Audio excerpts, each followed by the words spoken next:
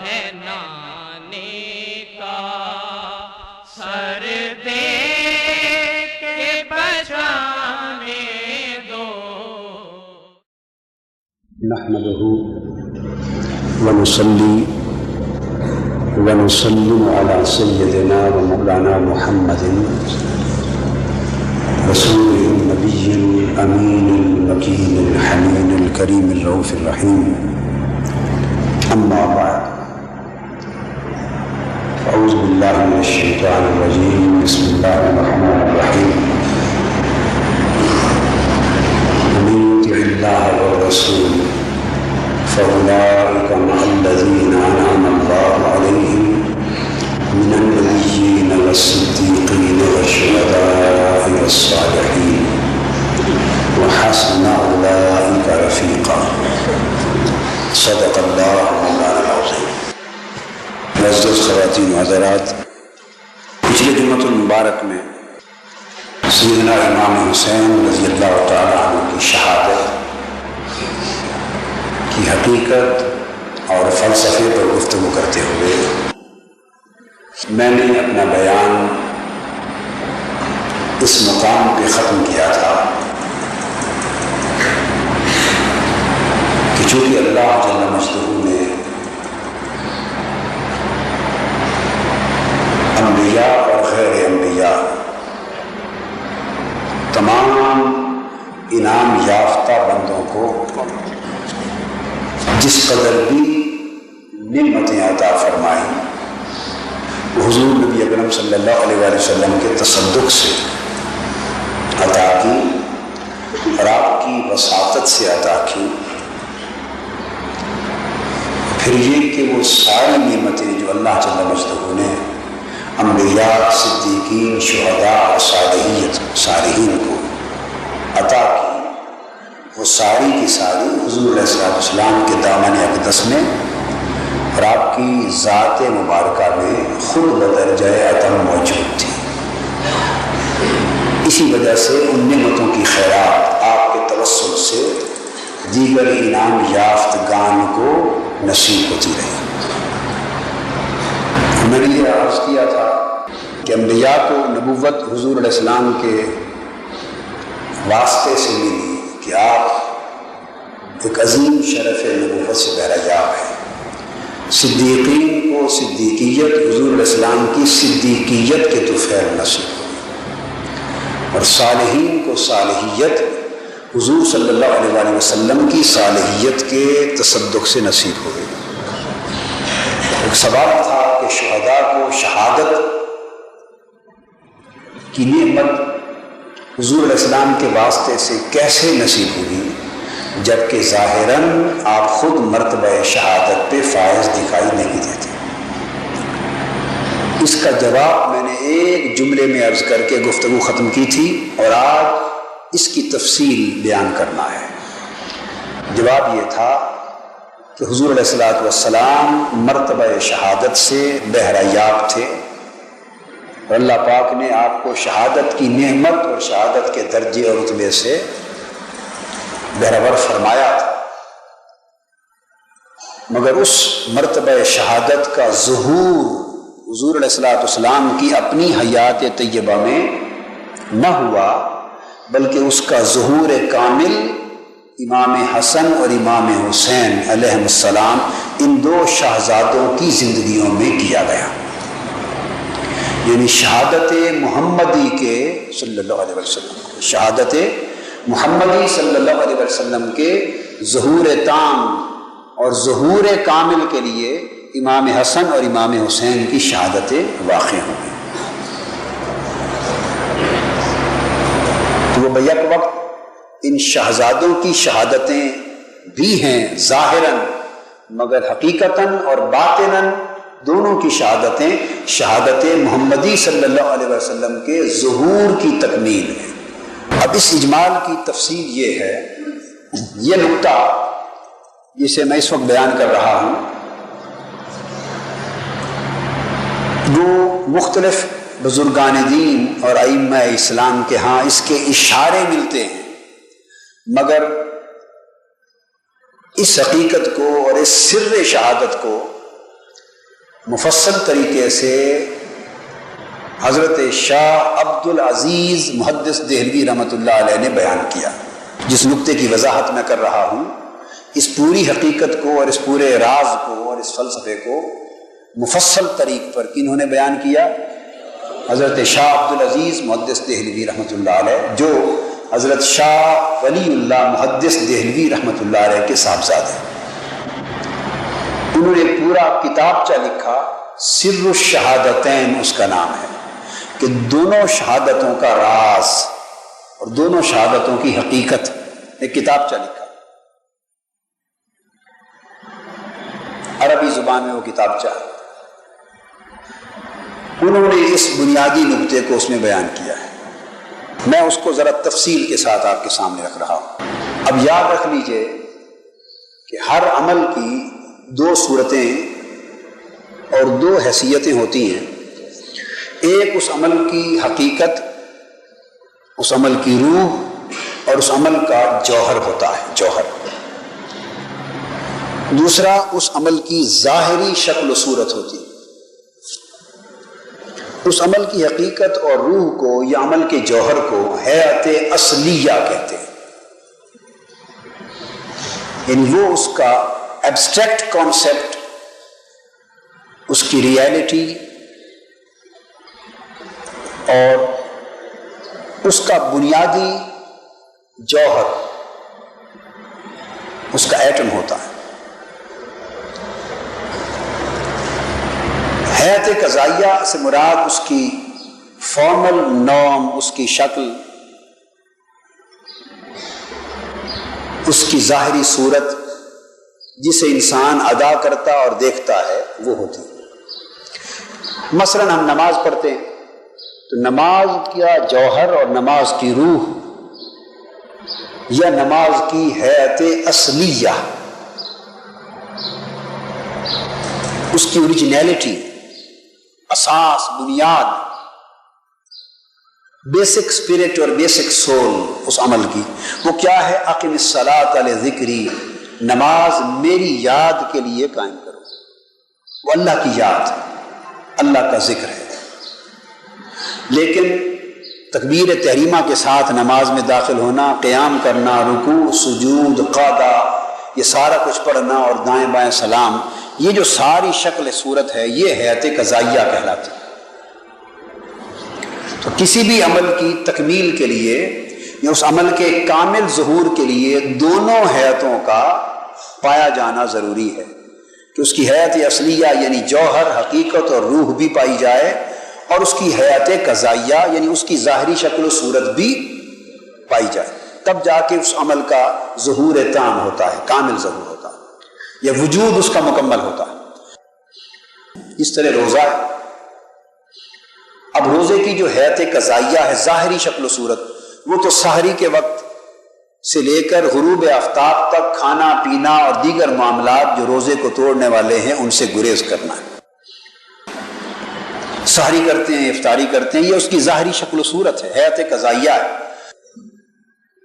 لیکن اس کا جو اصل جوہر ہے اور حقیقت ہے، وہ تقویٰ ہے اور رضا الہی کی خاطر یہ جذبہ ہے کہ اللہ کے حکم اور اس کی رضا کے لیے انسان کھانا پینا اور راحت بدن بھی ترک کر دے. یہ جو جذبہ ہے، یہ جوہر ہے، جس کو قرآن مجید نے تقویٰ بھی کہا، لعلکم تتقون. یہ اس روزے کی حقیقت اور اس کا جوہر ہے. اس طرح آپ حج کو لے لیں. حج میں ارکان دین میں سے لے رہا ہوں. اس کی حیات قضائیہ تو یہ ہے کہ خاص طریقے سے مکہ معظمہ جانا، خاص تاریخوں میں جانا، احرام باندھنا، پھر اس کے بعد وہاں کے مناسک ادا کرنا، پھر مینا طواف کرنا، مینا جانا، عرفات جانا، پھر واپس مینا آنا، پھر مینا میں قیام کرنا، قربانی دینا، کنکریاں مارنا شیطانوں کو، رات کا قیام درمیان میں مزدلفہ کرنا، واپس آ کے، یعنی یہ جو طریقے ہیں سارے، طواف اپنی ختم کرتے ہیں، طواف وداع کرتے ہیں، آپ احرام کاٹ چھوڑتے ہیں اپنا، وہاں قربانیوں کے بعد پھر آپ اپنے ناخن اور اپنے بال سب ترشواتے ہیں. یہ سارے ارکان اور مناسک کی ادائیگی مخصوص ایام میں، یہ تو حج کی حیات قضائیہ اور اس کی ظاہری شکل و صورت اور اس پورے عمل کا جوہر. اس کی حقیقت اور اس کی روح کیا ہے؟ اللہ کے گھر کی زیارت کرنا. یہ حج کا معنی بھی ہے.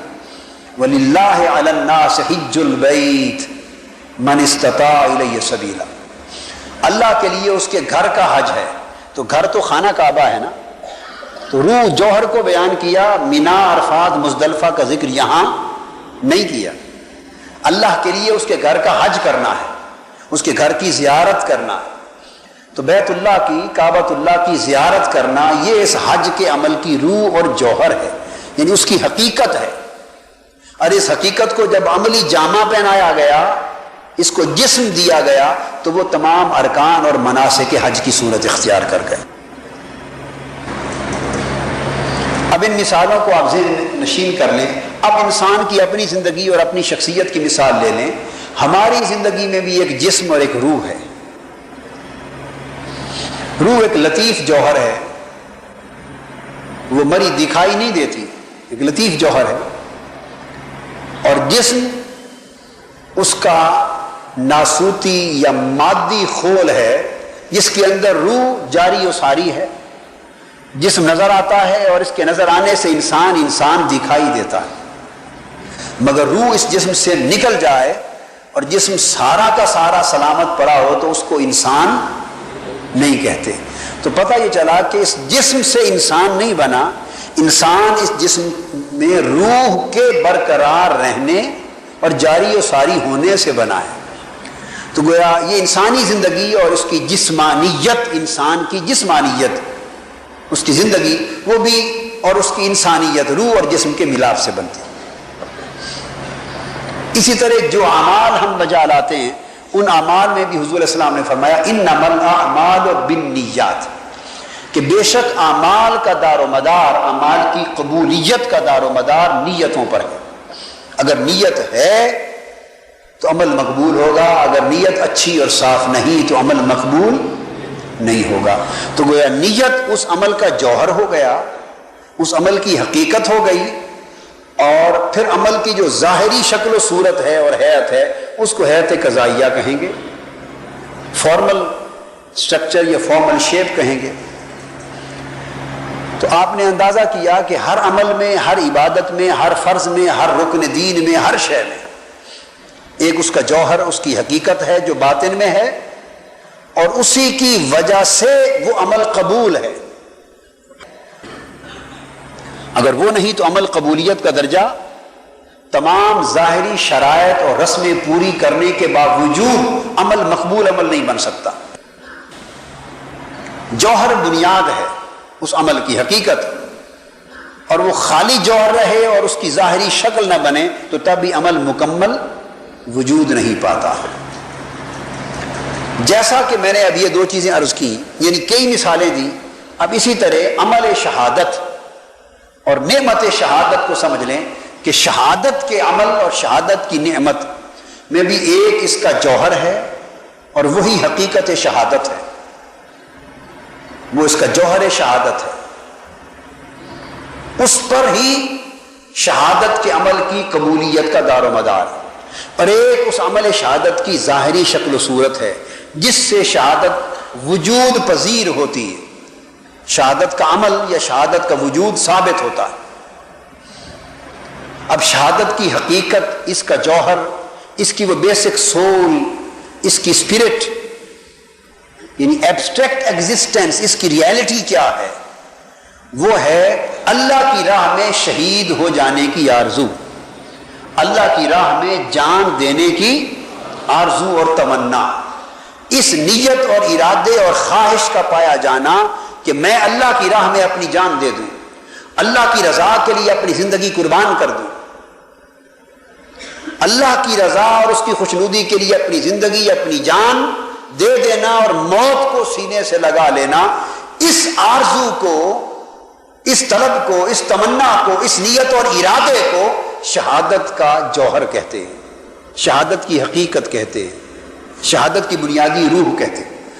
اور عملی صورت کیا ہے کہ پھر وہ دشمن کے مقابلے میں آئے یا دشمن اس پر کوئی وار کرے، خواہ زہر کی شکل میں، خواہ آلے کی شکل میں، اور دشمن کے وار کے نتیجے میں وہ شخص جس کی نیت تھی، ارادہ تھا اللہ کی بارگاہ میں موت لینے کا، اس کی رضا کے لیے زندگی قربان کرنے کا، تو جب اس کو دشمن کے وار سے موت آ گئی اور اس کے کوئی شرائط پورے ہو گئے تو اس موت کو اب موت شہادت کا نام دیا جائے گا۔ اس کے برعکس ایک شخص محاذ جنگ پہ نہیں جانا چاہتا، اس کو جب موقع ملتا ہے وہ بھاگ جاتا ہے، چھپ جاتا ہے، اس کو پکڑ کے مشکل سے دھکے دے دے کے مار کے اس کو محاذ پہ بھیجتے ہیں کہ جا کے لڑو، اور وہ وہاں بھی گھبرا رہا ہے اور بھاگ رہا ہے اور جان بچا رہا ہے، نہ وہ لڑ رہا ہے، نہ وہ لڑنا چاہتا ہے، نہ وہ مرنا چاہتا ہے، نہ اللہ کی راہ میں مرنے کی آرزو، وہ گریز کر رہا ہے۔ اسی گریز کی کیفیت میں اگر دشمن کی گولی لگے، محاذ جنگ پر ہی لگے، دوران جنگ لگے اور وہ مر جائے تو عند اللہ شہید نہیں ہوگا۔ لوگ بے شک اسے اٹھا کے اس کا کوئی علامت شہداء بنا ڈالیں، اس کو میڈل دے دیں، اس کا کوئی تمغہ دے دیں، یادگار کھڑی کر دیں، یہ آپ کا اور ہمارا عمل ہو سکتا ہے، مگر اللہ کے ہاں چونکہ اس شخص کی موت تو ہوئی مگر جوہر اور حقیقت شہادت کی موجود نہ تھی، وہ چاہتا نہیں تھا مرنا، وہ تو جان بچا کے بھاگ رہا تھا، اچانک مر گیا، تو لہذا اس مقام پر دشمن کے ہاتھوں موت واقع ہو جانے کے باوجود وہ شخص شہید نہیں۔ یہ تعلق ہے حقیقت شہادت کی حقیقت اور جوہر اور شہادت کے ظاہری عمل، دو چیزوں کے ملاپ کا۔ اب یہاں میں ایک حدیث اور قرآن مجید کی ایک آیت کریمہ کوٹ کر دوں تصور کو مزید واضح کرنے کے لیے۔ مثلا قرآن مجید نے کہا وَمَن يَخْرُجْ مِن بَيْتِهِ مُهَاجِرًا إِلَى اللَّهِ وَرَسُولِهِ ثُمَّ يُدْرِكْهُ الْمَوْتُ فَقَدْ وَقَعَ أَجْرُهُ عَلَى اللَّهِ۔ سورہ نساء میں فرمایا کہ جو شخص اپنے گھر سے نکل پڑا اللہ اور اللہ کے رسول کی طرف ہجرت کرنے کی نیت سے، اللہ اور اللہ کے رسول کی طرف ہجرت کرتے ہوئے اس نیت سے گھر سے نکل پڑا مگر وہ ہجرت پوری کر نہ سکا۔ ہجرت تو تبھی ہوتی ہے نا کہ وہ کسی جگہ پر پہنچ جائے جہاں اس نے ہجرت کر کے جانا ہے، ہجرت کے مقام پر پہنچ نہ سکا، عمل ہجرت کو مکمل نہ کر سکا، نکلا تو راستے میں ہی موت واقع ہو گئی، راستے میں ہی موت واقع ہو گئی، تو قرآن مجید نے فرمایا فقد واقع اجرہ علی اللہ، اس کے عمل ہجرت کا پورا اجر اللہ کے ذمے لازم ہو گیا، اللہ کو اللہ کی بارگاہ سے اس کو ہجرت کا پورا اجر ملے گا، حالانکہ ہجرت کا عمل پورا نہیں ہو سکا، عمل پورا نہیں ہو سکا، ادھورا رہ گیا، رستے میں ہی موت واقع ہو گئی، مگر اجر ہجرت کا پورا ہو گیا اور وہ اللہ کے ہاں مہاجر الی اللہ والرسول کہلائے گا، مہاجر الی اللہ والرسول کہلائے گا اللہ کے۔ یہ مہاجر کا تصور وہ نہیں ہے جو ہم سیاسی مقصد کے لیے استعمال کرتے ہیں بعض علاقوں اور بعض شہروں میں، کہ 50 سال پاکستان کو بنے ہوئے ہو گئے اور جو لوگ پاکستان بننے کے بعد یہیں پاکستان میں پیدا ہوئے ان کو بھی مہاجر اگر کہا جائے تو وہ کہاں کے مہاجر، انہوں نے کہاں ہجرت کی، کدھر کی ہجرت کی انہوں نے، وہ تو پیدا ہی یہیں ہوئے جیسے آپ جیسے ہم، یہ وہ سیاسی ہجرت نہیں، میں شرعی اور دینی ہجرت کی بات کر رہا ہوں۔ تو اللہ پاک نے فرمایا کہ بے شک ہجرت کا عمل پورا نہیں کر سکا تب بھی اس کے لیے ہجرت کا اجر پورا اللہ کے ذمے لازم ہوگا، اللہ عطا فرمائے گا۔ کیوں؟ انما الاعمال بالنیات، چونکہ اب اعمال کا دار و مدار نیات پر ہے، اس نے ہجرت کی نیت کر لی تھی اور نیت ہجرت سے گھر سے نکل پڑا تھا، اب بے شک عمل تکمیل تک نہیں پہنچ سکا مگر اس نے نیت کے ساتھ آغاز کر دیا تو عمل کا جوہر پایا گیا، عمل کی حقیقت پائی گئی، عمل کی روح پائی گئی، عمل کرنے کی اور اسے تکمیل تک پہنچانے کی آرزو اور خواہش پائی گئی مگر انجام تک وہ زندگی میں نہ پہنچا سکا، تو اللہ پاک نے اب اس کے عمل کو اس کی نیت کے آئینے میں دیکھا اور اسے اس عمل کا پورا اجر عطا فرما دی۔ یہ قاعدہ اور کلیہ ہے شریعت کا، انما الاعمال بالنیات کا معنی یہ ہے۔ اس لیے حدیث پاک میں اللہ پاک نے فرمایا، حدیث پاک میں حضور السلام نے فرمایا ان اللہ لا ينظر الى صورکم واموالکم ولکن ینظر الی قلوبکم واعمالکم، بے شک اللہ تعالیٰ تمہاری صورتوں اور تمہارے مال و دولت کو نہیں دیکھتا، وہ تمہارے دلوں کو اور عملوں کو دیکھتا، کہ اللہ تعالیٰ تمہاری صورتوں کو اور تمہارے ظاہری اعمال کی شکلوں کو نہیں دیکھتا کہ ظاہر میں تم نے کیسے اعمال اپنا رکھے ہیں، اللہ کی نظر تمہارے دلوں پر ہوتی ہے اور تمہارے دلوں کے اندر چھپی ہوئی نیتوں پر ہوتی ہے۔ یہ جو عمل کر رہے ہو، ان عملوں کے پیچھے نیت کیا کار فرما ہے، تو اللہ پاک اس نیت کی بنیاد پر فیصلہ کرتا ہے، اور اس نیت کی وجہ سے اس عمل کا تحقق اور اس عمل کے اجر کا تحقق اللہ پاک کے حضور سے ہوتا ہے۔ یہ بنیادی اصول۔ اب حضور نبی اکرم صلی اللہ علیہ وآلہ وسلم کی ذات اقدس اور مرتبہ شہادت کے حوالے سے جو بات سمجھنے والی وہ یہ کہ جب آپ سمجھ گئے کہ شہادت کا اصل جوہر بھی اللہ کی راہ میں جان دینے اور اللہ کی رضا کے لیے موت آ جانے کی آرزو اور اس کی تمنا ہے اور اس کی کوشش ہے، یہ اس کا جوہر اور حقیقت اور شہادت کی روح ہے، اور اس کا عمل، اس کی ظاہری صورت اور حیات قضائیہ کیا ہے کہ بالآخر اس کے نتیجے میں موت واقع ہو جائے ان شرائط کے ساتھ جو شہادت میں مطلوب ہیں۔ اب یاد رکھ لیجئے کہ حضور نبی اکرم صلی اللہ علیہ وآلہ وسلم عمر بھر آپ نے اللہ کی راہ میں جان دینے کی آرزو کی، دعائیں کی، تمنا کی، اور شہادت کی روح، شہادت کی حقیقت اور شہادت کا جوہر بدرجہ اتم حضور علیہ السلام کی حیات طیبہ میں موجود تھا۔ آپ ہمیشہ اللہ کی راہ میں جان دے دینے اور شہید ہو جانے کی آرزو کرتے۔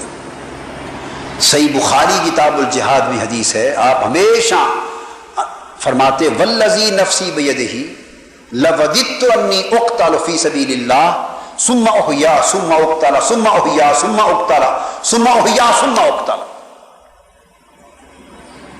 فرماتے کہ اس رب کی قسم جس کے قبضہ قدرت میں میری جان ہے، میں شدید آرزو رکھتا ہوں اس بات کی کہ میں اللہ کی راہ میں قتل کیا جاؤں، اللہ کی راہ میں قتل کیا جاؤں، پھر زندہ کیا جاؤں، پھر قتل کیا جاؤں، پھر زندہ کیا جاؤں، پھر قتل کیا جاؤں، پھر زندہ کیا جاؤں، پھر قتل کیا جاؤں، حتیٰ کہ آپ فرماتے میری شدید آرزو ہے کہ باری تعالیٰ مجھے بار بار زندگیاں عطا کرتا رہے اور میں ساری زندگیاں یکے بعد دیگرے خدا کے حضور نظر کرتا رہوں، قربان کرتا رہوں۔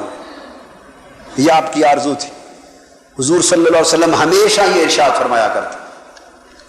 اب یہاں سے یہ بات واضح ہو گئی کہ اللہ کی راہ میں جان دینے اور شہید ہو جانے کی آرزو حضور نبی اکرم صلی اللہ علیہ وسلم کی حیات طیبہ میں بدرجہ اتم موجود تھی، اور پھر اس عمل کا آغاز بھی یوں تھا کہ آپ نے بنفس نفیس درجنوں غزوات میں اور جہادات میں شرکت فرمائی، درجنوں غزوات میں اور جہاد میں شرکت کی، پہلے غزوے سے لے کر غزوہ بدر سے لے کر خود شرکت فرمائی، غزوہ احد میں خود شرکت فرمائی، غزوہ خندق میں خود شرکت فرمائی، بلکہ جہاد کے دوران مختلف معمولات بھی خود انجام دیتے، خندق خود کھودی تو شرکت بھی عمر بھر فرمائی تمام غزوات میں، اور آرزو بھی اللہ کی راہ میں شہادت کی ہمیشہ فرمائی۔ مگر حقیقت کیا تھی؟ تو آپ نے دیکھا کہ شہادت کی حقیقت جوہر روح بھی پائی گئی حضور علیہ السلام کی ذات پاک میں، اور اس کی کوشش، عملی کوشش، زبانی گھر بیٹھے نہیں، میدان جہاد میں پہنچ کر 30 سے زائد غزوات میں، جنگوں میں خود شریک ہو کر، جہاد میں خود عملی حصہ لے کر آپ نے اس آرزو کی تکمیل کی کوشش بھی کی، اور پوری حیات طیبہ کے 10 برس 11 برس اسی میں گزارے۔ مگر یاد رکھیں کہ اللہ رب العزت کی طرف سے ایک وعدہ تھا حضور علیہ السلام کے بارے میں، واللہ یعصمک من الناس، اے میرے حبیب صلی اللہ علیہ وسلم، اللہ پاک آپ کو لوگوں یعنی دشمنوں کے ہاتھوں سے ہمیشہ محفوظ رکھے گا۔ یہ حضور علیہ السلام کے خصائص میں سے تھا، آقا علیہ السلام کے، یہ حضور علیہ السلام کے سوا یہ خصوصیت نہ کسی اور پیغمبر کو دی گئی اور نہ کسی صحابی کو اور نہ امت کے کسی اور فرد کو۔ جیسے قرآن مجید کی فضیلت دی گئی نا، انا نحن نزلنا الذکر و انا لہ لحافظون، اس قرآن کو ہم نے نازل کیا اور ہم ہی اس کی حفاظت کریں گے۔ اب اس کی حفاظت کی یہ گارنٹی اور ضمانت، یہ رتبہ کسی اور کتاب کو نہیں ملا۔ اسی طرح حضور علیہ السلام کی جسم اقدس اور آپ کی حیات ظاہری کی حفاظت کی ضمانت، جیسے قرآن کی حفاظت کی ضمانت اللہ نے اپنے اوپر لی، ایسے آپ کی حیات ظاہری کی دشمنوں کے ہاتھوں محفوظ رہنے کی ضمانت بھی اللہ پاک نے خود اپنے ذات سے دی۔ واللہ یعصمک من الناس، میرے حبیب اس کائنات انسانی کا کوئی فرد اپنے ہاتھ سے آپ کی موت کا باعث نہیں ہو سکتا، آپ کو موت کے گھاٹ معاذ اللہ نہیں اتار سکتا۔ دشمنوں اور انسانوں کے ہاتھوں سے گزند پہنچنے سے جو باعث موت ہو جائے، اللہ پاک آپ کو ہمیشہ محفوظ رکھے گا۔ اللہ نے گویا قسم کھا لی، وعدہ کر لی، اور جس دن یہ وعدہ اترا وہ خاص حضور علیہ السلام کی ذات پاک کے لیے تھا۔ اس دن آپ نے اپنے مسلح گارڈز اور محافظ جو حضور علیہ السلام کی سنت تھی ہمیشہ ساتھ رکھتے تھے، اس دن ان کو چھٹی دے دی، فرمایا اب تم آزاد ہو، اب اسلام کی حفاظت کے دیگر امور انجام دو، میری ذات کی حفاظت کے لیے جو مسلح گارڈ رہتے تھے آج تمہاری ڈیوٹی ختم، اور اللہ نے یہ ڈیوٹی اپنے ذمہ لے لی۔ اب اللہ پاک میرا گارڈ ہو گیا ہے، کیا؟ اللہ پاک میرا گارڈ ہو گیا ہے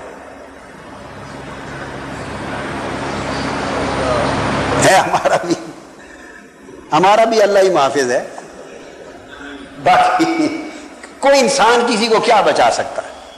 کوئی انسان کسی کو کیا بچا سکتا؟ یہ ایک کوشش ہوتی ہے، ایک تدبیر ہوتی ہے، اور یہ حضور علیہ السلام کی سنت اور قرآن کا حکم ہے۔ یا ایھا الذین آمنوا خذوا حذرکم، ایمان والو اپنی حفاظت کی تدبیریں اختیار کرو، حکم ہے قرآن کا، اپنی حفاظت کی تدبیریں اختیار کرو۔ یہ امر التوکل کے خلاف نہیں ہوتا، حکم قرآن، اور حضور صلی اللہ علیہ وسلم کی سنت ہے۔ آپ کا توکل اس آیت کے اترنے سے پہلے بھی اللہ پر تھا اور آیت کے اترنے کے بعد بھی اللہ پر تھا۔ یہ تو معاذ اللہ نہیں ہے کہ آیت اتری تو توکل قائم ہوا، اور پہلا زمانہ جو نبوت اور رسالت کا گزارا اس وقت توکل نہیں تھا، نہیں، اس وقت بھی توکل تھا، مگر جب یہ آیت اتری تو اللہ نے فرمایا میرے حبیب مکرم اب آپ کی جسمانی حفاظت اللہ نے اپنے ذمہ لے لی ہے، ان کی اور ڈیوٹیاں لگا دے۔ اب اللہ خود گارڈ ہو گیا۔ تو اس سے قبل حضور علیہ الصلوۃ والسلام ہمیشہ صحابہ کرام میں سے محافظ گارڈ رکھتے تھے، اور آپ کے دروازے پر بھی محافظ گارڈ پہرہ دار رہتا تھا۔ جنگوں میں، سفر میں، حضر میں، رات سوتے جاگتے جہاں جاتے آپ کے خیموں کے باہر صحابہ کرام میں سے محافظ گارڈ اسلحہ یعنی تلوار لے کر آپ کی ہمیشہ حفاظت کا پہرہ دیتے تھے۔ یہ سنت رسول صلی اللہ علیہ وسلم، اور یہ جو پہرا ہے گارڈ کا سیدنا علی شیر خدا نے بھی دیا ہے، سیدنا صدیق اکبر نے بھی دیا ہے، خلفائے راشدین نے بھی دیا، اور کئی اور نے۔ 14 سے زائد مختلف گارڈ تھے حضور صلی اللہ علیہ وسلم کے مختلف وقتوں میں، حتیٰ کہ آپ کی جالی مبارک کے اگر آپ جا دیکھیں، ریاض الجنہ میں اگر آپ جائیں تو جالی مبارک میں بھی کچھ ستون ہیں، مختلف ستون ہیں ریاض الجنہ میں جو لگے ہوئے، ان میں ایک ستون ہے اسطوانۃ الحرس۔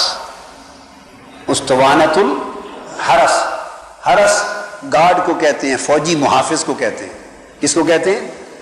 محافظ کو کہتے ہیں۔ وہ ستون اس وجہ سے قائم ہے کہ وہ جگہ ہے جہاں حضور علیہ السلام جب در دولت میں ہوتے تو اس جگہ ایک صحابی مسلح ہو کر بطور گارڈ کھڑے ہو کے پہرا دیتا تھا۔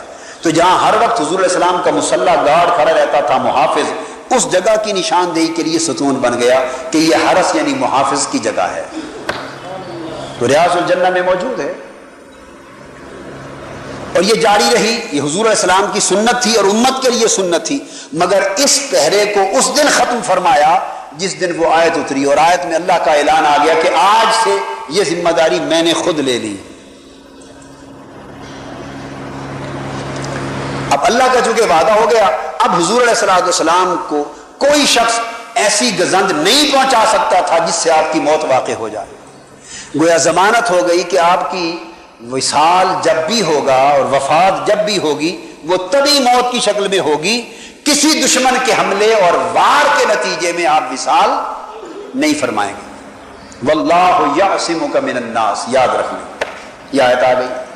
اب نتیجہ یہ ہوا، ادھر اللہ پاک حضور علیہ السلام کو مرتبہ شہادت بھی دینا چاہتا ہے تاکہ سارے شہید حضور کے تصدق سے نعمت شہادت کی خیرات پائیں، اور شہادت کا جوہر بھی حیات محمدی میں اللہ رب العزت نے رکھ دیا ہے۔ صبح و شام اللہ کی راہ میں شہید ہو جانے کی آرزو کرتے ہیں، اللہ کی راہ میں جان دے دینے کی آرزو کرتے ہیں، اور شہادت کا عمل بھی جہادوں میں اور غزوات میں شرکت فرما کے شروع ہو چکا ہے۔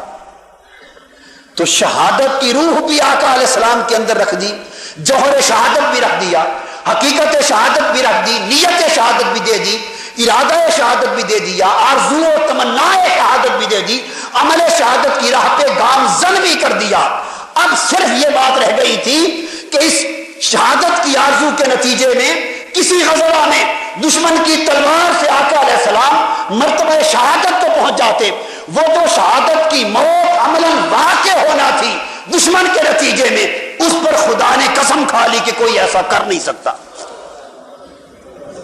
کوئی ایسا اب کسی کی تلوار میں جرت نہیں کہ کوئی حضور کی شہادت کا باعث بن سکے، لہذا اس پہ بین لگ گیا، ڈیوائن بین لگ گیا، کیا اللہ کی طرف سے مکمل طور پہ بین آ گیا۔ اب کوئی جرت ہی نہیں کسی کو کہ کوئی حضور کے جسم اطہر کو گزند پہنچا سکے اور باعث موت ہو سکے، لہذا طے یہ پا گیا کہ اللہ کے، اب معاذ اللہ یہ اس لیے تو نہیں کیا گیا بین کہ حضور کو شہادت کے رتبے سے محروم کر دیا جائے، بین ہو گیا، واللہ یعصمک من الناس بین ہے، ڈیوائن بین ہے اللہ کی طرف سے۔ اب کیا اس کا مطلب یہ تھا کہ حضور کو شہید نہ ہونے سے محروم کر دیا جائے؟ نہیں، اگر اللہ کے بین نعمتوں سے محروم کرنے لگے تو پھر تو وہ ڈیوائن بین نہ رہے، لہذا یہ ضمانت دے دی، اور یہ ضمانت کیوں دی؟ اس لیے کہ اسلام کی ابتدا تھی، تازہ تازہ لوگ حلقہ بگوش اسلام ہو رہے تھے، مسلمان بن رہے تھے، اسلام پھیل رہا تھا، اور اس کے اندر بھی باہر بھی ہر سطح پر سازشیں تھیں، اسلام پر حملے تھے، خطرات تھے، اندر منافق تھے، بے شمار منافق تھے جو اسلام کے دائرے میں بظاہر داخل ہو کر اسلام کی جڑ کو کاٹنا چاہتے تھے، مسلمانوں کو متذبذب اور متزلزل کرنا چاہتے تھے، ان کو پھیر کر واپس کفر کی طرف لے جانے کی کوششیں کرتے رہتے تھے، اور ہر موقع کی تلاش میں رہتے تھے، حتیٰ کہ غزوہ احد میں زخمی ہو گئے تھے آقا علیہ السلام کے رخسار مبارک، زخم ہوئے، ہلکی سی غشی آئی تو تب بھی انہوں نے موقع ہاتھ سے نہ جانے دیا اور وفات کی خفا پھیلا دی۔ صحابہ کرام کو ضربیں آئیں، چوٹیں آئیں، منافقوں نے وہ موقع ہاتھ سے نہ جانے دیا اور معاذ اللہ حضور علیہ السلام کے خلاف ایک فضا ہموار کرنا شروع کر دی، دیکھو یہ حضور کا فیصلہ غلط تھا جو احد کے میدان میں تمہیں لے گئے، تمہاری اندر اتنی ابھی طاقت اور صلاحیت بھی نہیں تھی کہ جنگ لڑ سکو، معاذ اللہ اس پیغمبر نے تمہیں مروا دیا غلط فیصلہ کر کے۔ قرآن مجید بیان کرتا ہے ان سب چیزوں کو، مگر ہم نے تو قرآن کبھی پڑھا ہی نہیں ہے نا ان چیزوں کے حوالے سے۔ معاذ اللہ منافقین نے اندر ہی صفوں میں یہ وسوسے شروع کر دیے، دیکھو تمہارے پیغمبر نے، نبی نے مروا دیا، معاذ اللہ یہ کوئی جنگ تھی، کوئی مقابلہ تھا؟ کہاں تم مٹھی بھر اور کہاں وہ طاقتور فوج، پیغمبر نے مروا دیا معاذ اللہ۔ اس طرح طرح طرح کے ہیلے بہانے تلاش کرتے اور مسلمانوں کو اسلام سے باغی کرنے کی کوششوں میں لگے رہتے۔ پھر یہودی بھی دشمن تھے، عیسائی بھی دشمن تھے، غیر مسلم مشرک قبائل بھی سازش اسلام کے خلاف کرتے، پھر مکہ کی کافر طاقت بھی لگی ہوئی تھی اور بے شمار قبائل اور بھی تھے، اور سب سے بڑھ کر سرحدوں کے باہر ایران اور روم کی بڑی سلطنتیں تھیں بھی اسلام کو مٹانا چاہتی تھی۔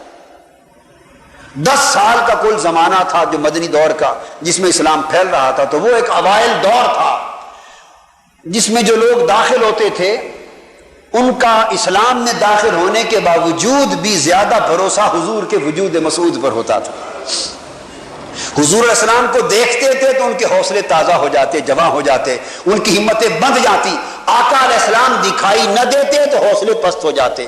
یہ ایک فطری اور بشری تقاضے ہیں، ان تقاضوں کو ساتھ رکھ کر باری تعالیٰ چاہتے تھے کہ ان کے جذبات بھی پختہ ہو جائیں، اور جذبات کے ساتھ ان کے شعور کے پختہ ہونے تک ان کے جذبات ٹوٹنے نہ پائیں۔ یہ بڑی خاص بات ہے، ان کے شعور کی پختگی تک، شعور کی پختگی تک ان کے دل بھی ٹوٹنے نہ پائیں، جذبات بھی ٹوٹنے نہ پائیں، خیالات بھی ان کے شکست خوردہ نہ ہوں، تا آ کے یہ شعور پختہ کر لیں اور اسلام پر ثابت قدم ہو جائیں، اور بڑا سے بڑا حادثہ بھی ان کے قدموں کو متزلزل نہ کر سکے، اور یہ اسلام کو، دین کو اور دین اسلام کی بڑھتی ہوئی انقلابی عالمگیر طاقت کو اتنا سمجھ لیں، شعوری طور پر، فکری طور پر، نظریاتی طور پر، عملی طور پر، نظام کے طور پر، کہ پھر یہ بڑھتے ہی چلے جائیں اور ہزارہ حادثات اگر ان کی زندگی میں بھی آ جائیں تو ان کے قدم لڑکھڑائے نہیں، آگے بڑھتے چلے جائیں۔ اس مقام تک انہیں فکری، شعوری اور نظریاتی اور ارادی طور پہ لانے کے لیے ایک وقت درکار تھا، اور ان کا سب سے بڑا سہارا اسلام کے اندر حضور علیہ السلام کی ذات پاک تھی۔ پریشانی آتی دوڑ کے حضور کے پاس آتے، بیمار ہوتے دوڑ کے آقا کے پاس آتے، قرض ادا نہ ہوتا دوڑ کے آقا کی خدمت میں آتے، کوئی مر جاتا دوڑ کے آقا کی خدمت میں آتے، بھوکے ہوتے دوڑ کے آقا کی خدمت میں آتے، جنگ ہو جاتی آقا کی خدمت میں آتے، کوئی حملہ ہو جاتا آقا کی خدمت میں آتے، کوئی صفوں میں انتشار ہو جاتا آقا کی خدمت میں آتے۔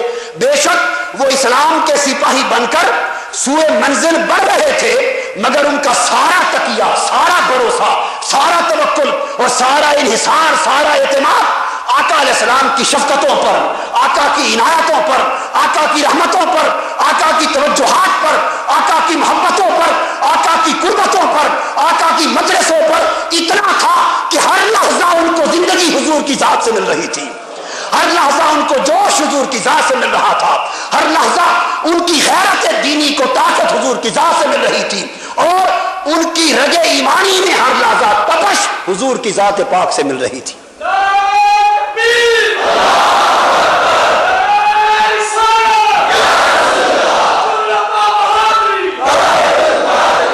تو حضور علیہ السلام کی ذات پاک اسلام کی اس اٹھی ہوئی تحریک کو ایک خاص مقام تک پہنچانے کے لیے اس امر کا کچھ متبادل نہ تھا، متبادل اب بھی نہیں، مگر پھر وہ لوگ، ایک وقت آیا کہ جب حضور کا وصال ہوا تو سمجھ گئے، پھر اللہ پاک نے آیت نازل کی وما محمد الا رسول قد خلت من قبلہ الرسل، حتیٰ کہ 10 سال بعد بھی جب حضور علیہ السلام کا وصال ہوا، کیا؟ میں آپ کو ایک لطیف بات بتاتا ہوں، 10 سال گزار کر اسلام کا علم، اسلام کا فکر، اسلام کا شعور پختگی کے ساتھ حاصل کر کے 10 سال گزر جانے کے باوجود بھی آقا علیہ السلام کی ذات پاک سے جذباتی وابستگی کا عالم یہ تھا کہ جب حضور علیہ السلام کا وصال ہوا تو سیدنا فاروق اعظم رضی اللہ تعالیٰ عنہ جیسے جری، شجاع اور جرأت مند اور بہادر اور باشعور صحابی کے قدم لڑکھڑا گئے۔ کیسے لڑکھڑا گئے؟ آپ جوش میں آ گئے، آپے سے باہر ہو گئے، بے قابو ہو گئے، تلوار ہاتھ میں اٹھا لی، اور سیدنا فاروق اعظم فرمانے لگے خبردار، جس نے محمد مصطفیٰ کے بارے میں کہا کہ وہ وفات پا گئے، میں تلوار سے اس کا سر قلم کر دوں گا۔ کوئی نہ کہے کہ حضور وفات پا گئے، یہ لفظ سننے کو تیار نہ تھے۔ سیدنا فاروق اعظم رضی اللہ تعالیٰ عنہ اس جوش میں اس وقت بھی آ گئے، یہ کیفیت تھی۔ اندازہ کریں کہ 10 برس بعد حضور کے وصال پر جب سیدنا فاروق اعظم کے جوش کا اور جذبے کا یہ عالم ہے کہ حضور کی وفات کا لفظ سننے کو تیار نہیں، تلوار نکال لی تھی، تو اس سے قبل اگر اوائل دور میں جب غزوات ہو رہے تھے اور جنگیں ہو رہی تھی، اس وقت وصال ہو جاتا تو ہزارہ لوگ ابھی تازہ مسلمان تھے، وہ تو ادنا سی بات سے بھی بہکائے جا سکتے تھے، وہ یہ سمجھتے کہ جن کی خاطر ہم آ رہے تھے جب وہی وفات پا گئے، اب اسلام کا مستقبل کیا ہوگا، اب کیا بچے گا معاذ اللہ۔ حضور کی وفات کا مطلب وہ یہ لیتے شاید اسلام ہی ختم ہو گیا، اور کثیر تعداد میں لوگ پھر پلٹ کے کافر ہو جاتے، مرتد ہو جاتے، اسلام سے خارج ہو جاتے، اٹھتی ہوئی قوت دب جاتی۔ یہ وہ حکمت تھی حضور علیہ السلام کو کسی کے ہاتھوں وفات سے محفوظ کرنے کی ضمانت دینے میں۔ جب سیدنا فاروق اعظم رضی اللہ تعالیٰ عنہ نے جوش میں یہ کلمات ادا کیے تو سیدنا صدیق اکبر نے دیکھا کہ یہ تو بڑی، جب سیدنا فاروق اعظم یہ کہہ رہے ہیں تو پھر باقی صحابہ کا حال کیا ہوگا۔ چنانچہ وہ کھڑے ہوئے اور انہوں نے خطاب کیا اور کہا کہ حضور اللہ کے رسول تھے، حضور علیہ السلام اللہ کے رسول تھے۔ اللہ کی آیتیں اتر آئیں، محمد قد خلت من قبل الرسل وما محمد الا رسول، حضور اللہ کے رسول تھے، حضور سے پہلے بھی اللہ کے رسول آئے اور دنیا سے رخصت ہو گئے۔ تو لوگوں یہ حق ہے کہ حضور علیہ السلام دنیا سے رخصت ہو گئے، حضور وفات پا گئے۔ جو شخص اللہ کی عبادت کرتا ہے، جو شخص اللہ کی عبادت کرتا ہے، وہ جان لے کہ حضور اللہ کے پیغمبر ہم سے رخصت ہو گئے، اور جو معاذ اللہ حضور کی عبادت کرتا تھا وہ اس اسلام میں اس کی اجازت نہیں، وہ جان دے کے حضور وفات پا گئے. حضور کی عبادت تو کوئی نہیں کرتا تھا. یعنی اس تصور سے سیدنا فاروق اعظم بھی سنبھلے. جب سیدنا صدیق اکبر جیسے عاشق رسول کی زبان سے یہ کلمات سنے تو وہ سنبھل گئے. اس لیے یہ ایک وعدہ الہی تھا کہ کسی دشمن کے وار سے حضور کی وفات نہیں ہوگی. اب جب حضور کی ذات اقدس میں یہ بات طے پا گئی کہ دشمن کے وار سے وفات متحقق نہیں ہو سکتی اور شہادت کی آرزو جوہر حقیقت موجود ہے، شروع ہو چکی ہے، تو اب اس کی تکمیل اور اس کے ظہور کی صورت کیا ہوتی؟ یہ عمل تکمیل پذیر کیسے ہوتا اور اس عمل کا ظہور کیسے ہوتا؟ وہ ظہور حضور کی حیات طیبہ میں تو ہو نہیں سکتا تھا، کیونکہ اللہ کا وعدہ معاذ اللہ غلط ہو جاتا. اللہ کا وعدہ رکاوٹ تھا. تو اللہ پاک نے کیا کیا؟ اب حکمت الہیہ یہ ہوئی کہ شہادت کی دو قسمیں ہوتی ہیں. کتنی؟ ایک شہادت سری اور ایک شہادت جہری. سری شہادت چھوٹی شہادت کو کہتے ہیں مخفی شہادت، اور جہری شہادت ظاہر شہادت. اگر کوئی دشمن کسی کو زہر کھلا دے اور وفات ہو جائے تو یہ سری شہادت. اور اگر دشمن یا کافر کے ہاتھوں انسان اس تقاضے اور شرائط کے ساتھ تلوار سے زخمی ہو کے شہید ہو جائے، وفات ہو جائے، تو یہ جہری شہادت. دو شہادتیں. حضور علیہ الصلوۃ والسلام کے اندر اللہ رب العزت نے دونوں شہادتوں کا اجرا فرما دیا. دونوں شہادتوں کا، بولیے لفظ کیا بول رہا ہوں، اجرا فرما دیا. شہادت سری وہ زہر سے جو موت واقع ہوتی ہے. خیبر کے دن ایک یہودیہ نے حضور علیہ السلام کو گوشت میں زہر کھلا دی، تو زہر حضور علیہ السلام کو کھلائی گئی. آپ نے حدیث سن رکھی ہے نا، زہر آلود گوشت آپ کو، بولیے، زہر آلود گوشت آپ کو کھلایا گیا. یہودی عورت تھی زینب بنت الحارث، اس نے ایک بکری کا بھونا ہوا گوشت تھا، زہر میں بھون کر خوب زہر اس میں مجا کے حضور علیہ السلام کو پیش کر دی. آپ نے بھی کھا لیا، آپ کے ساتھ ایک صحابی تھے حضرت بشیر بن برہ، انہوں نے بھی کھا لیا. دونوں نے چند چند بوٹیاں کھا لی. کھانے کے بعد گوشت بولا، یا رسول اللہ مجھے نہ کھائیے، میں زہر آلود ہوں. گوشت کی بوٹیاں بول اٹھی. تو حضور علیہ السلام نے بھی دست مبارک کھینچ لیا، اور حضرت جو صحابی تھے حضرت بشیر، انہوں نے بھی ہاتھ کھینچ لیا. وہ جتنا گوشت کھا چکے تھے اور جس قدر کوانٹٹی اس زہر کی پوائزن کی اندر جا چکی تھی، اس کے نتیجے میں صحابی وہیں شہید ہو گئے. صحابی بعد ازاں اسی زہر کے نتیجے میں صحابی شہید ہو گئے، وفات ہو گئی. مگر اب زہر چونکہ دشمن نے کھلائی تھی اور اللہ کا وعدہ تھا واللہ یعصمک من الناس، اگر اس زہر کے نتیجے میں حضور کی بھی وفات ہو جاتی تو دشمن کامیاب ہو گیا تھا نا، حضور کی وفات نہ ہو سکی. اللہ نے وفات سے بچا لیا، جو کہ وعدہ تھا یعصمک من الناس. صحابی کا شہید ہو جانا، وفات پا جانا، اس بات کی دلیل تھی کہ وہ زہر کی جتنی کوانٹٹی، جتنی مقدار آقا علیہ السلام نے اور صحابی دونوں نے کھائی، وہ موت کا باعث بننے کے لیے کافی تھی. موت کے لیے کافی تھی.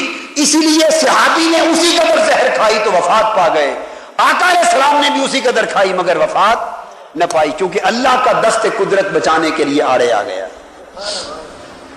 تو زہر آقا علیہ السلام نے کھا لی، سو شہادت سری کا اجرا غزوہ خیبر کے دن آقا علیہ السلام کی زندگی میں کر دیا گیا. شہادت سری زہر کے نتیجے میں جو ہونی تھی شہادت، اس کا اجرا یعنی وہ جاری ہو گئی یوم خیبر سے. اور یاد رکھ لیے کہ اثر اس زہر کا وفات کے آخری دنوں تک، وفات کے دنوں تک اور حیات مبارکہ کے آخری ایام تک زہر کا اثر برقرار رہا.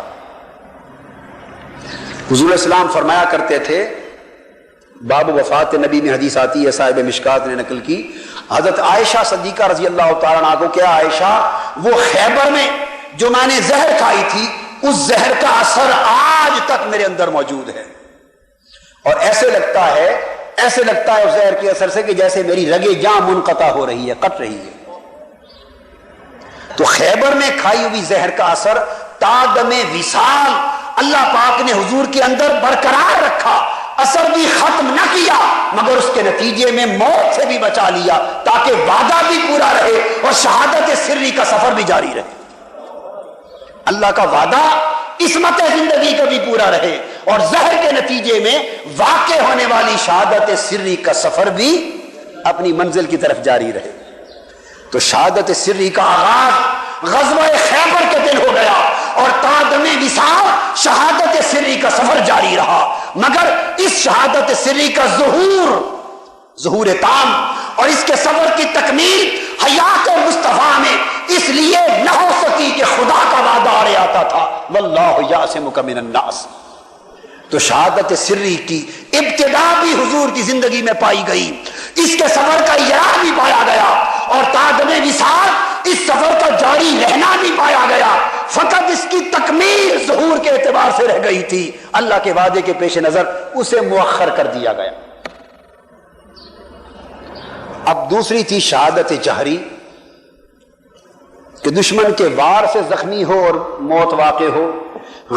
جب غزوہ احد کا دن آیا اور جب پلٹ کر کافروں کے لشکر نے دوبارہ حملہ کیا تو حضور علیہ الصلوۃ والسلام کے چہرے اقدس پر انہوں نے نیزے سے وار کیا، پتھر مارے، رخسار مصطفیٰ صلی اللہ علیہ وسلم زخمی ہو گئے، خون مبارک بہا، دندان مبارک شہید ہوئے، گویا ایک عضو دانت مبارک کا بھی کٹ گیا۔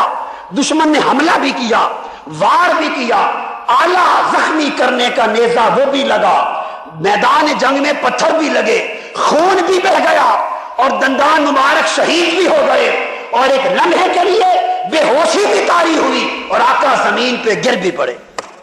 سارے اجزاء شہادت کے پورے ہو گئے، بس وفات ممکن نہ تھی چونکہ اللہ کا وعدہ تھا واللہ یعصمک من الناس۔ وفات تو نہ ہوئی مگر وفات کی خبر پھیل گئی، وفات نہ ہوئی مگر وفات کی خبر، افواہ پھیل گئی کہ شہید ہو گئے۔ خالی افواہ کے نتیجے میں صحابہ کرام کے قدم اکھڑ گئے، سینہ سے پر ہو کر اور سیسا پلائی ہوئی دیوار بن کے لڑنے والے صحابہ، ان کے قدم حضور کی شہادت کی افواہ سن کے اکھڑ گئے اور ایک بھگدڑ مچ گئی اور سارا کا سارا اسلامی لشکر منتشر ہو گیا، حتیٰ کہ آقا علیہ السلام کی غشی جب ختم ہوئی اور ہوش مبارک میں آئے، کھڑے ہوئے، رخسار مبارک سے خون بہ رہا تھا، دندان مبارک کا کنارہ ٹوٹ کے گر گیا تھا، آقا اٹھے، اس وقت زبان اقدس سے یہ کلمات بھی نکلے تھے، اس قوم کو کیسے نجات ملے گی جس نے اپنے پیغمبر کا چہرہ خون آلود کر دیا؟ وہ قوم کیسے نجات پائے گی جس نے اپنے پیغمبر کا چہرہ خون آلود کر دیا؟ یہ کلمات نکلنے کی دیر تھی، اللہ رب العزت کی ایک آیت کریمہ فی الفور آ گئی۔ اللہ پاک نے فرمایا لیس لک من الامر شیء، اے میرے حبیب آپ نے فرمایا وہ قوم کیسے نجات پائے گی جس نے اپنے پیغمبر کا چہرہ خون آلود کر دیا؟ اللہ پاک نے فرمایا یہ بات کیوں کہتے ہو؟ آپ کی زندگی سے متعلق اپنا معاملہ آپ کے ہاتھ میں تو رہا ہی نہیں، آپ کے تو سارے معاملے ہمارے سپرد ہو گئے ہیں۔ اسی لمحے آقا نے اپنا اعلان بدل دیا اور فرمایا آج جو شخص پلٹ کر واپس آ جائے گا محمد اس کو جنت کی خوشخبری سنا دے گا، آج جو پلٹ کر واپس آ جائے گا میں اس کو جنت کی ضمانت عطا کرتا ہوں۔ یعنی پہلا خطاب، پہلا کلام جو تھا وہ جلال میں تھا، ایک لمحے میں دوسرا خطاب جمال سے بدل گیا، پہلا غضب میں تھا دوسرا خطاب رحمت سے بدل گیا، پہلے میں ناراضگی تھی دوسرے میں معافی آ گئی، جنت کی ضمانت دیتا ہوں۔ خیر یہ ایک بات تھی، میں یہ عرض کر رہا تھا کہ زخمی بھی ہوئے، خون بھی بہا، دندان مبارک کا کنارہ بھی ٹوٹا، شہید ہونے کی بجائے غشی بھی آئی، بے ہوشی کے ساتھ گرے بھی، زمین میں بھی لیٹ گئے اور شہادت کی افواہ بھی پھیل گئی، سارے کام ہو گئے، بس فقط ایک بات رہ گئی کہ روح قفس انصری سے پرواز نہ کر سکی، موت واقع نہ ہوئی، کیوں؟ وہاں دست قدرت سامنے تھا، واللہ یعصمک من الناس، محبوب دشمن کے ہاتھوں سے آپ کی موت واقع نہیں ہو سکتی۔ تو معلوم ہوا جیسے شہادت سری زہر کی صورت میں غزوہ خیبر کے دن آقا کی زندگی میں شروع ہوئی اور وہ عمل جاری رہا، مگر اس کی تکمیل اور اس کا ظہور حیات محمدی میں ممکن نہ تھا وعدہ الہیہ کے پیش نظر۔ اسی طرح دوستو حیات شہادت جہری جو دشمن کے وار سے زخمی ہو کے وفات پانے کی شہادت تھی، اس کی ابتدا اور اس کا اجرا بھی غزوہ احد کے دن آقا کے زخمی ہونے سے ہو گیا اور سارے ارکان اور اجزاء شہادت جاری کے پورے ہو گئے مگر وفات واقع نہ ہو سکی، چونکہ واقع الہی واللہ یعصمک من الناس یہاں بھی آڑے تھا۔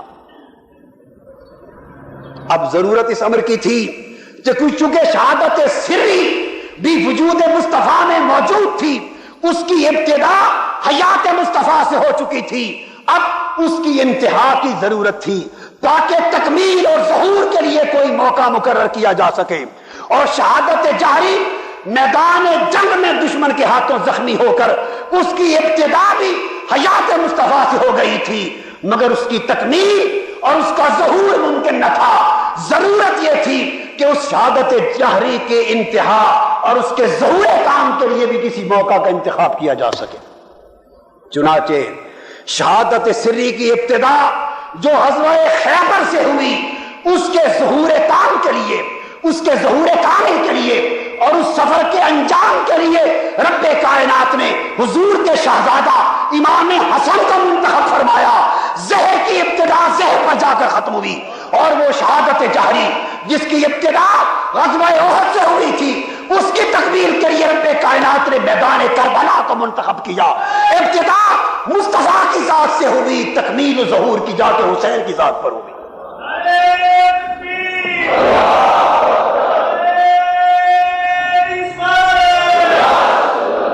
حاضرین محترم، بنیادی تصور یہاں پر واضح ہو گیا۔ اب اس کی کچھ تفصیلات ہیں سمجھانے کے لیے، اس پر انشاءاللہ آخری حصہ گفتگو کا ہوگا، آئندہ جمعۃ المبارک پہ اس موضوع کو مکمل کروں گا۔ وما علینا الا البلاغ۔ کبرا سے کہا شان مت روکو مجھے بیٹی، لٹتا ہے